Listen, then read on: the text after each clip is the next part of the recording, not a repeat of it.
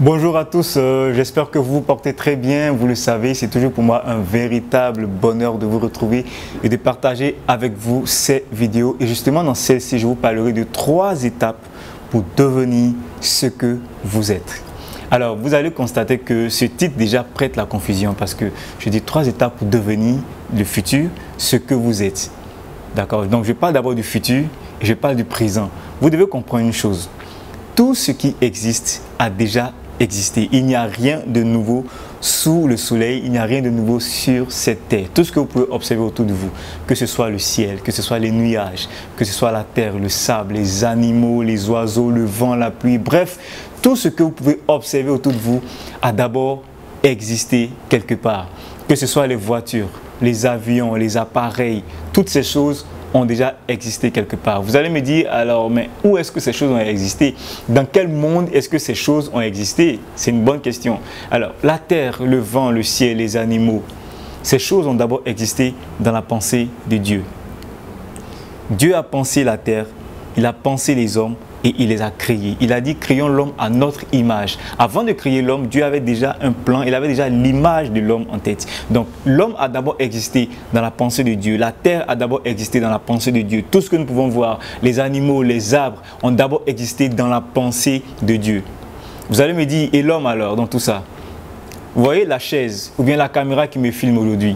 Elle a d'abord existé dans la pensée de l'homme avant de devenir quelque chose de tangible. Donc, toutes choses ont d'abord existé dans la pensée. Il n'y a rien de nouveau sous le soleil. Laissez-moi vous raconter cette anecdote de ce célèbre chercheur et inventeur Thomas Edison, Monsieur Thomas Edison, s'il vous plaît.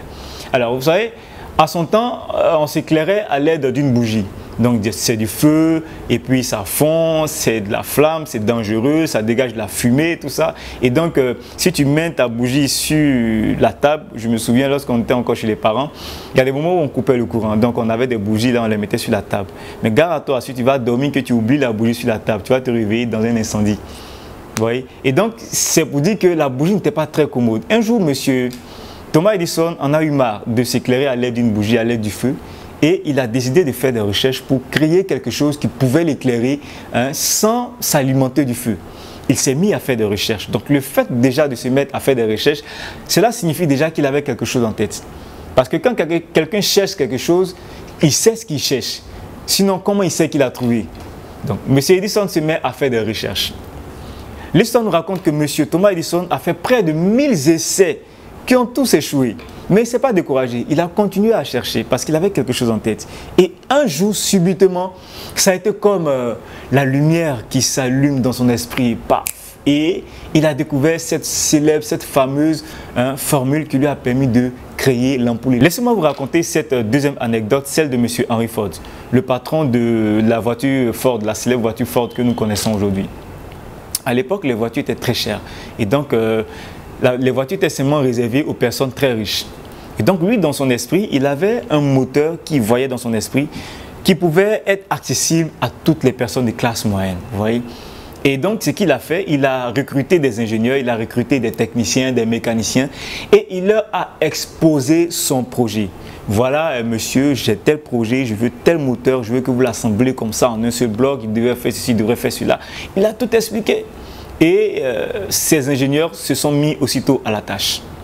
Ils ont travaillé pendant près d'une année. Ils ont cherché à assembler le moteur. Ils n'ont pas pu. Donc un jour, ils ont appelé le boss. Ils ont dit, écoute, boss, c'est vrai que tu nous payes pour ça, mais le moteur que tu nous demandes de monter, là, selon la logique, selon les calculs. Vous savez, il y a des gens comme ça, ils sont très intelligents. Eux, c'est la logique, c'est les calculs, quoi. Donc ils ont dit, monsieur, tu vois, selon les calculs, la logique, ce moteur-là, il ne peut pas exister, on ne peut pas le monter. Donc, c'est mieux que vous arrêtez de gaspiller votre argent, que nous, si on arrête de gaspiller notre temps et puis on abandonne le projet, quoi. M. Henry Ford leur a dit, écoutez, je suis prêt à vous payer une seconde année, continuez les recherches, poussez encore plus loin. Et donc, écoutez, ils ont fait, ils ont obéi, ils ont continué à faire des recherches, ils ont continué à chercher. Et un jour, au bout de cette seconde année, subitement, comme par miracle, ils ont découvert cette fameuse, comment assembler le fameux moteur T qui se trouvait dans la tête de M. Henry Ford. Quelle a été la première existence du moteur T dans la tête de M. Henry Ford? Le moteur a d'abord existé dans la tête de M. Henry Ford, dans sa pensée, avant de devenir quelque chose de tangible devant ses mécaniciens. Retenez ceci, tout commence par une conclusion. Quand vous n'arrivez pas à voir la conclusion, quand vous n'avez pas une vision, vous ne pouvez pas commencer. Imaginons un instant que je désire construire une belle maison. Par quoi est-ce que je dois commencer selon vous? D'abord, avoir un plan. Avoir le plan de la maison, la maquette de la maison. À quoi est-ce que la maison doit ressembler? Bien avant d'acheter le terrain même. Parce que si jamais j'achète un terrain et que je construis le plan plus tard et que la maison que je désire est plus grande que le terrain que j'ai acheté, qu'est-ce que je fais? Gaspillage d'argent. D'accord? Donc il me faut d'abord un plan. Et en fonction de ce plan, je connaîtrai la dimension du terrain qu'il me faut, je connaîtrai le type de sol qu'il me faut, je connaîtrai le type de quartier qu'il me faut. Bref, d'abord le plan. C'est pareil, si je veux m'acheter une voiture de luxe, ce qu'il me faut faire d'abord, ce n'est pas courir sur un parking pour choisir. Non, c'est d'abord avoir une idée de la voiture que je désire dans mes pensées. C'est la première chose à savoir. Ce que vous devez retenir, tout ce qui doit arriver doit d'abord être. Et la première étape pour devenir ce que vous êtes est d'avoir votre conclusion en tête. La clé de tout succès, la clé de toute réussite, ce n'est pas tout de suite courir à l'action. Que ce soit dans vos études, que ce soit dans votre carrière professionnelle, que ce soit dans votre couple. La première chose à faire, ce n'est pas chercher à passer à l'action, chercher à faire des stratégies, non. C'est d'abord chercher à identifier qui vous êtes. Comment vous vous voyez dans le futur? Comment vous voyez votre carrière professionnelle dans le futur? Comment vous voyez votre couple dans le futur? Quel que soit le domaine d'activité dans lequel vous vous engagez. Avant d'aller plus loin, est-ce que vous arrivez à vous voir dans le futur? Qui vous êtes dans ce domaine dans le futur? C'est la première chose à faire. Et c'est la chose la plus complexe à faire sur le chemin de la réussite. Se voir, avoir une vision. Lorsque cette étape est ratée, vous allez partir dans tous les sens. Vous allez vous ouvrir à n'importe quel type de philosophie. Vous allez tisser n'importe quelle amitié. Vous allez marcher n'importe comment. Vous allez parler n'importe comment parce que vous n'avez pas de vision. Il y a un texte dans la Bible qui nous dit qu'un peuple sans vision est un peuple qui n'a pas de frein. Et c'est vrai.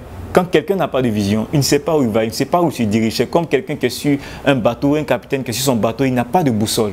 C'est pareil.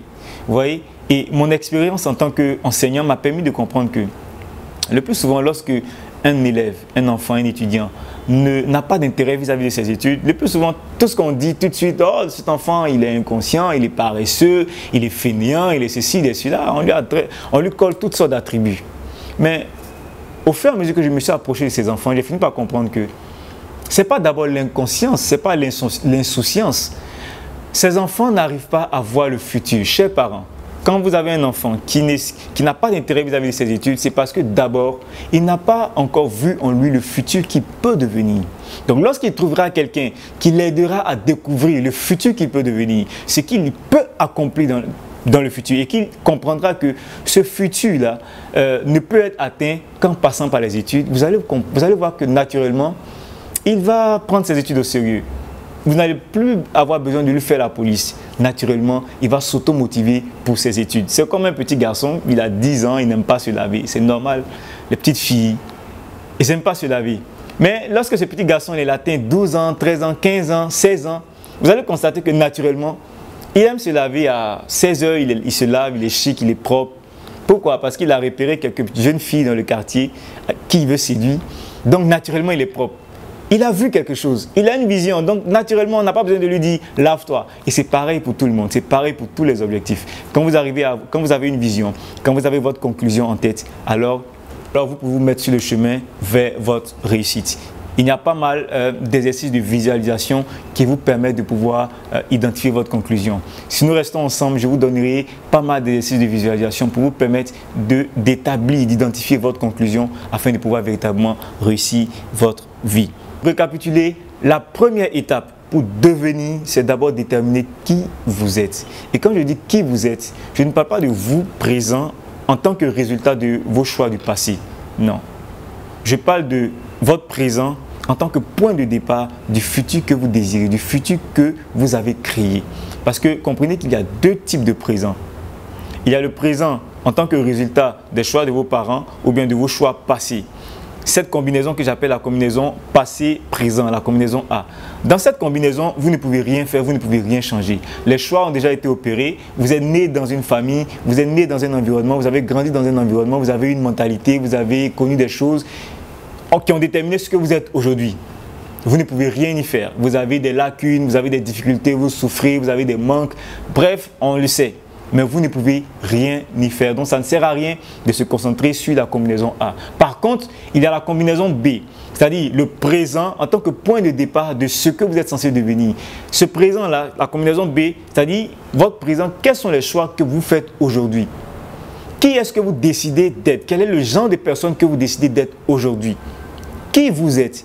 Et comme vous comprenez bien, je ne dis pas qui vous serez. Je dis plutôt qui vous êtes. Lorsque vous voulez identifier votre conclusion, ne n'identifiez jamais votre conclusion dans le futur, mais dans le présent. Qui je suis? Je suis. Quand vous découvrez qui vous êtes, alors vous allez commencer à marcher en fonction de qui vous êtes. Vous allez vous habiller en fonction de qui vous êtes. Vous allez parler en fonction de qui vous êtes. Vous allez vous tisser des amitiés en fonction de qui vous êtes. Chaque activité sera contrôlée en fonction de qui vous êtes. Et à force de mener ces activités, à force de développer vos attitudes en fonction de qui vous êtes, vous allez finir par atteindre le futur que vous allez créer, que vous avez créé. Vous allez finir par avoir ce futur-là de façon tangible. Mais vous devez d'abord avoir qui vous êtes à l'intérieur. Je vous donne quelques conclusions que vous pouvez avoir. Par exemple, je suis un homme de confiance en qui le monde entier peut se confier. Je suis une femme de rigueur qui traite chaque tâche avec rigueur. Je suis un excellent coach. Je suis un excellent conférencier de toute la zone Afrique. Je suis. La question qui se pose à vous maintenant, qui vous êtes? Qui vous décidez d'être? Cela a été le thème de nombreuses conférences que nous avons données à des élèves, à des étudiants pour leur permettre d'avoir de la direction. Et nous voulons également passer un message. Si vous pouvez nous aider à toucher encore plus d'élèves, plus d'étudiants, en organisant des conférences dans vos collèges, dans vos lycées, dans vos universités, ça nous permettra de toucher encore plus d'élèves, plus de jeunes pour partager ce message avec eux afin de leur donner de la direction, afin que nous puissions avoir des jeunes dynamiques qui ont de la direction, qui peuvent donner un sens à leur vie. Et donc c'est là que je vais m'arrêter pour cette vidéo. Chers amis, je suis Joseph Israël de Kofo. Je vous dis excellence à tous, portez-vous bien, à très bientôt.